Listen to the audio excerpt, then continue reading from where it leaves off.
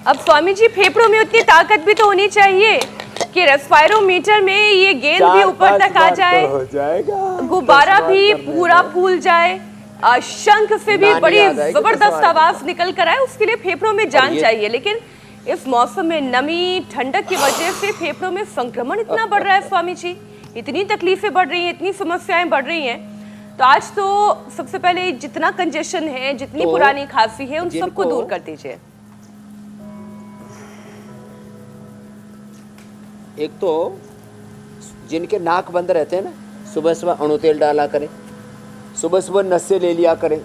हाँ, सुबह सुबह ये 3 बादाम,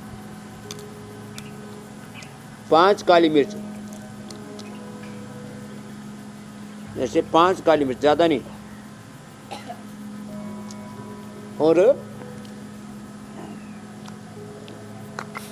थोड़ी सी मिश्री की डली, ये भी मोटी नहीं, मामूली सी, ऐसे बस इतनी सी।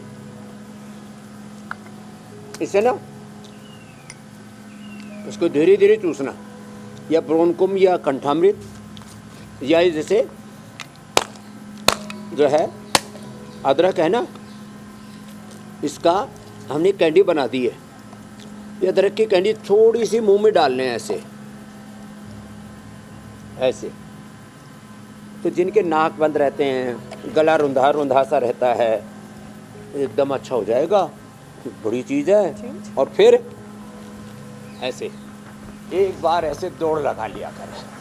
वैसे तो हम नशे भी करवाते हैं अणु तेल से, ज्योतिषमती से, जिनको ज़्यादा होता है, फिर स्नोरिंग स्लीप एपनिया भी हो जाता है, अंदर तक पूरा निकाल देते हैं। नशे तो बहुत ज़रूरी है, तो लंग बस्ती भी कराते हैं।